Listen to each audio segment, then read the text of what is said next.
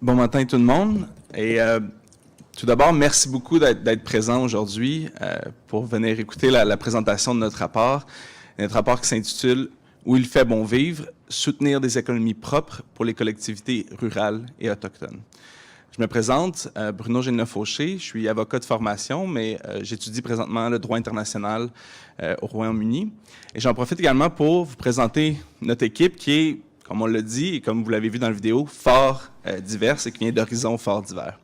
Tout d'abord, à l'extrémité de la table, Lindsay Colley, qui est une comptable agréée de formation et qui travaille dans le domaine de la responsabilité sociale des entreprises, basée à Toronto. À sa droite, Alexandria Shrake, qui est basée à Calgary, qui est une géophysicienne et qui travaille pour une compagnie pétrolière, justement, à Calgary. Et James Clark, un de nos fonctionnaires, comme on disait, on en a quelques-uns, qui travaille pour Affaires mondiales, ici même à Ottawa, dans le domaine du financement de projets reliés au changement climatique. Et finalement, tout de suite à ma gauche, Diane Adams, qui est une spécialiste de la santé publique et également du développement économique des communautés autochtones. C'est d'ailleurs Diane qui va débuter la présentation et je lui cède immédiatement la parole. Merci.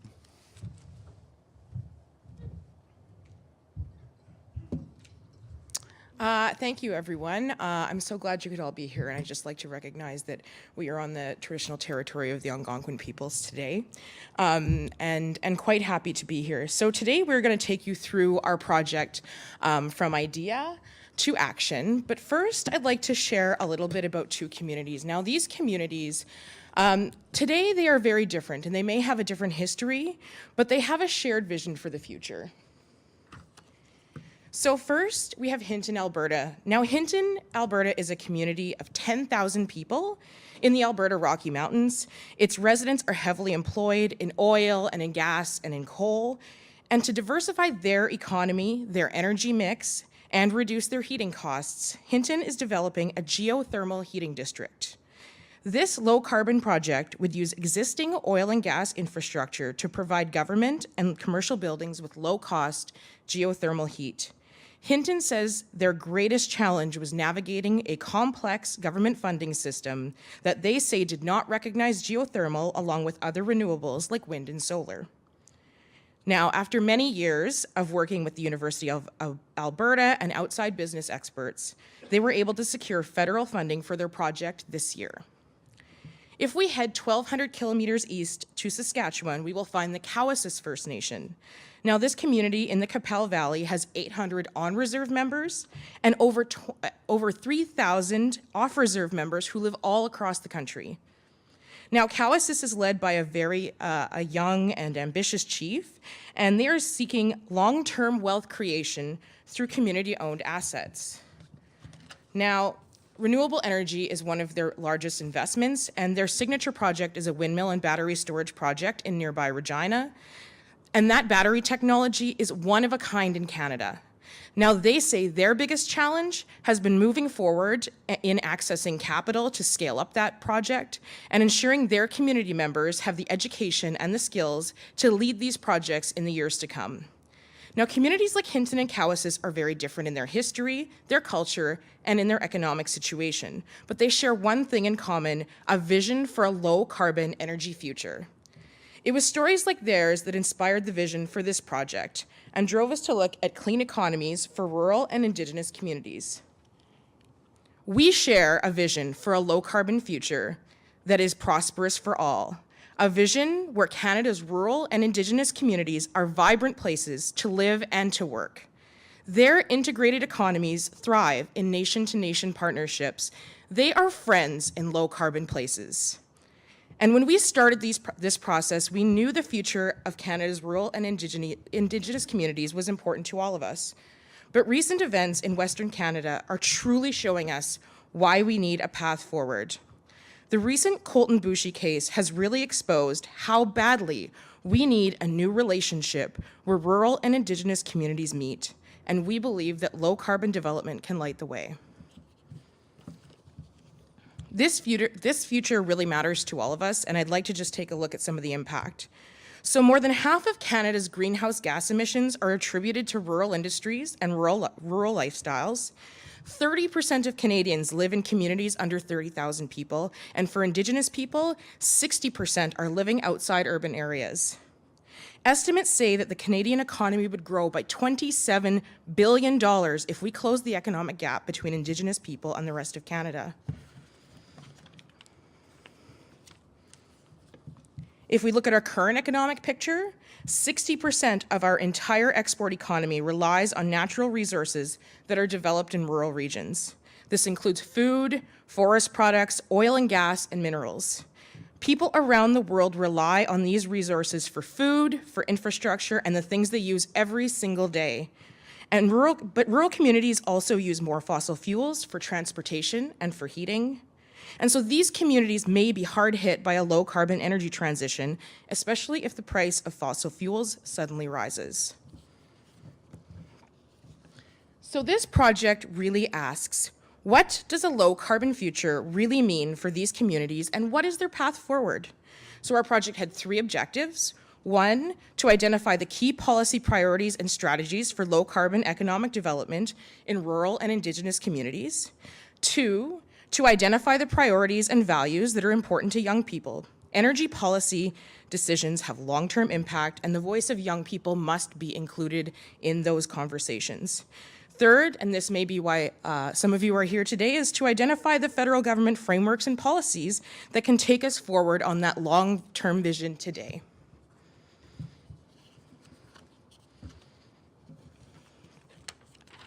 So here's just a little look at the research process that we went through with this project. So first, we undertook an environmental scan to look at the current policy environment, federal funds that already exist, and existing projects. Now, some of this work happened as traditional desk work, traditional desk research, but much of it happened in person through our study tours, through the people we met, and the things that we learned in the conferences we attended. Second, we did 4 types of primary research. First, we did the Powerful Changes Youth Survey, which was a survey that asked young people in their communities, everyday young people, about their energy future, and we targeted them through Facebook advertisements. We did 2 online roundtables with young leaders in rural and Indigenous economic development. We did 2 case studies where we engaged with communities who were in the midst of decarbonizing their economies. And we also did interviews with established experts in energy policy and low carbon projects. Once this work was complete, we worked together collaboratively from across the country to come up with our policy themes and our policy recommendations. And we'll share a bit more about those later in the presentation. But first, I'd like to share with you some of the things that we heard when we engaged with stakeholders, especially young stakeholders, through this primary research project. So first, jobs and opportunities are a #1 priority for young people. And in order to be resilient and support that priority, communities must be able to keep up with rapid technological change. Next, there's no consensus on the future of oil and gas in Canada's economy. The survey respondents from our survey said that oil and gas will be as important or less important for the future of Canada, while the experts we engaged were clear that we will produce fossil fuels for decades to come. But we heard clearly that social and environmental sustainability are important considerations for all policymaking going forward. Throughout this presentation, we will also share with you what stakeholders told us in their own words.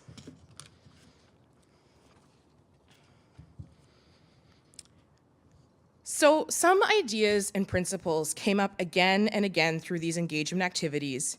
We heard them from multiple sources, we heard them in multiple contexts, that this is how to make policy work for rural and Indigenous communities. Ken Coates is a professor of public policy at the University of Saskatchewan. He says, Canada desperately needs to re-engage with rural Canada and create policy that is actually supportive of local needs. We call these ideas our guiding principles, and they became criteria that we used in our policy analysis. So these guiding principles are, first, self-determination. We heard from rural and Indigenous communities that they take enormous pride in their communities and in their cultures, and we heard that their path to self-sufficiency lies in robust economic development. Second, we heard that a successful low-carbon energy transition will require extensive collaboration between jurisdictions. While energy and economic decisions are often made at the federal or at the provincial level, they have enormous implications for Indigenous governments and municipalities, and all levels of government must work together. Third is reconciliation. Any path forward must focus on renewed relationships between rural and Indigenous people and communities. It must help close unacceptable economic and social gaps and respect Indigenous rights. Now I'd like to invite James Clark to the podium to tell you about our policy recommendations. Thanks, Diane. Based on these guiding principles, we developed 10 recommendations divided across 4 themes. But before I go into these recommendations, I'd like to briefly discuss my experience. Historically, federal policymaking has had a very Ottawa-centric approach and has not sufficiently considered the lived experiences of the people affected by it. When I started this project in June, I had little experience in community engagement and consultation. But through the project, I heard firsthand practical advice from communities on how to include their perspectives in policymaking. This was a really valuable experience for me as a young public servant in the early stages of my career. Let's talk about our first theme, which is in how to engage rural and Indigenous communities in the policy process. Policies need to be sensitive to local needs, culture, and priorities. We heard that communities want to participate actively in developing the policies that will affect them.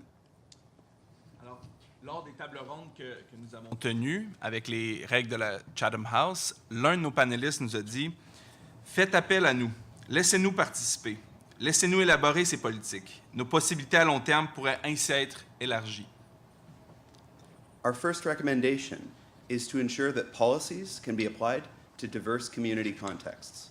Governments should avoid being overly prescriptive. They should use a place-based approach to policymaking and build this capacity in communities as well. Second, policymaking should be grounded in communities' lived experience. We consistently heard that communities felt that policymakers in Ottawa and in provincial or territorial capitals did not adequately integrate real-life experience into their decision-making. This can be corrected by having community members fully participate in the policy development process, including through secondments or staff exchange programs. Our second theme relates to community energy planning. Clean and affordable energy is a key component of a healthy, vibrant community. An excerpt from the 2017 Pan-Canadian Summit on Reducing Diesel in Remote Communities. Participants really focused in on the need for community energy plans that are developed with communities directly to support community building, economic development, and ownership. We recommend that the Government of Canada provide direct financial support for community-led energy planning. This would ground energy within a community's wider development objectives and identify how specific energy projects can achieve these goals. Second, we recommend that the Government of Canada improve its approach to data collection and sharing and use this data to inform its policymaking. Our research shows that rural and Indigenous communities will likely be disproportionately affected by the low-carbon energy transition. However, significant data gaps exist in understanding the way that the transition will affect these communities. Government should be cautious and extensively consult communities on the probable impacts of these policies. Better data will inform effective policymaking. We live in a time of rapid technological change and economic disruption. Our third set of recommendations are about empowering rural and Indigenous communities to thrive in a low-carbon energy transition. As one of our roundtable panelists told us, we are working hard to be very competitive, and government needs to recognize that. We are not here asking for a handout. We are here to participate and compete in the economy. To enable communities to thrive in this uncertain future, we have 3 recommendations. Governments should support entrepreneurship, including through changes in procurement practices. This can be done by expanding Indigenous procurement set-asides and considering a similar approach to supporting rural businesses. Secondly, if internet is not available in a community, its members cannot fully participate in Canada's digital economy. Yet significant gaps still exist in rural broadband access. During our visit to Winnipeg, we met Michael, a young man from Clyde River in Nunavut. Michael's greatest desire for his community was to have high-speed internet access. In this regard, we encourage the Government of Canada to follow through on its ambitious target of having 90% of Canada's population with high-speed internet access by 2021. Finally, we recommend that the Government of Canada design more flexible labour market readiness programs. In our survey, we heard that only 30% of young people thought that their rural or Indigenous community had good schools and training programs. New structures for labour market readiness and skills development would support youth to remain living and working in their communities. Programs like British Columbia's Indigenous Skills Training Development Fund could provide a blueprint for future training initiatives and for programs delivered in partnership with the private sector. Our last theme is how to provide effective transition supports. We consistently heard that communities face significant challenges in navigating a patchwork of government funding sources. L'un de nos panélistes nous l'a dit, les possibilités d'innovation et de faire les choses différemment abondent, mais les politiques publiques changent trop lentement. Les collectivités sont souvent obligées de travailler en marge des gouvernements. First, we think that the Government of Canada should establish a single window to support communities' energy transition. Existing programs have different eligibility criteria and funding objectives, leading to time-consuming and fragmented application processes for communities that are seeking funding. Quebec recently established a single window called Transition énergétique Québec to deliver funding. A single window is already used for other federal programs as well, including the Clean Growth Hub to support clean technology exporters. A similar approach to fund the energy transition in rural and Indigenous communities could yield strong results, including through a harmonized application process. Second, we recommend that the Government of Canada adopt a technology-agnostic approach to funding the low-carbon energy transition. Diane mentioned the town of Hinton, Alberta earlier. Hinton struggled to access geothermal project funding sources because funds that existed were oriented towards wind and solar projects. Instead, we feel that all forms of renewable energy and emissions reduction technologies should have equal access to government funding and regulatory supports. Finally, because rural and Indigenous communities have different levels of planning and management capacity, we recommend that the Government of Canada provide a more tailored approach. Government can provide a wider spectrum of financing tools, including in the form of low-interest loans and loan guarantees. This type of non-grant financing instrument would allow the Government of Canada to use its AAA credit rating and low borrowing costs to improve the economic viability of community energy projects. While the federal government does provide loan guarantees for large projects like Muskrat Falls in Labrador, it does not currently guarantee loans for smaller projects. A loan guarantee instrument could mobilize additional private sector capital into this space and serve as a tool to increase communities' ownership in energy projects.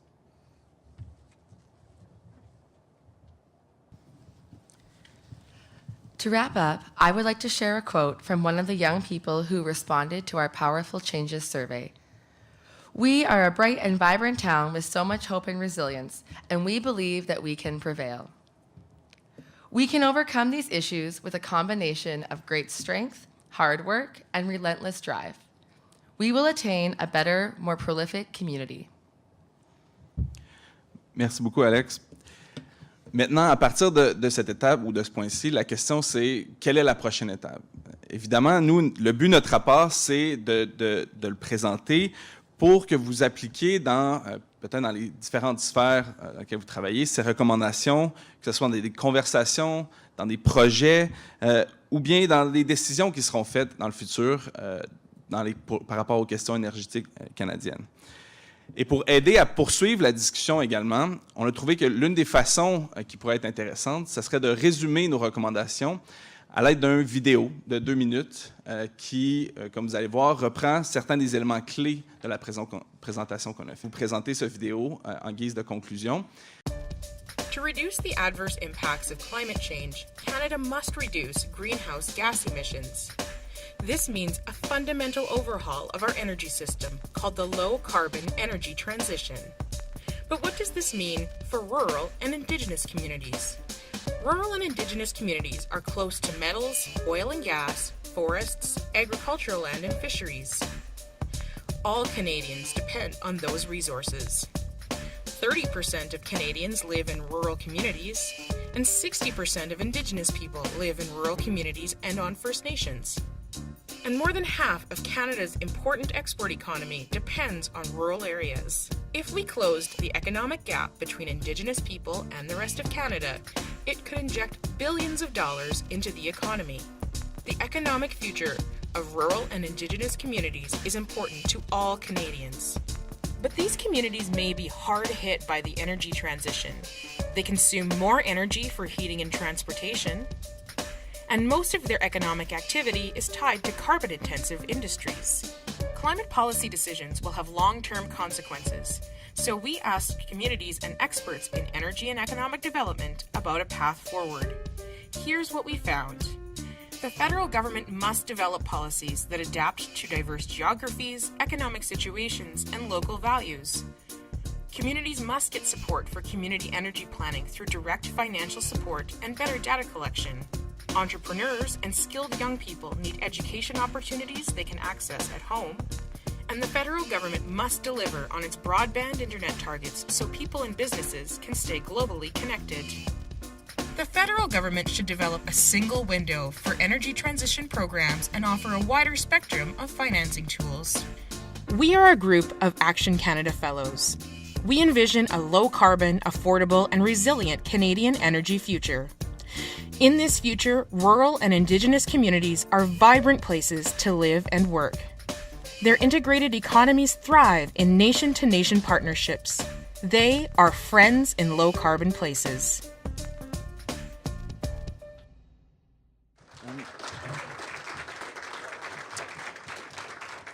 Merci beaucoup. Alors, vous avez vu le lien ici, mais également sur le compte Twitter et sur le site Internet du programme Votre Avenir Énergétique. Le lien va être disponible si vous voulez partager les vidéos et on vous invite à le faire. On est également très heureux de répondre à vos questions en français ou en anglais.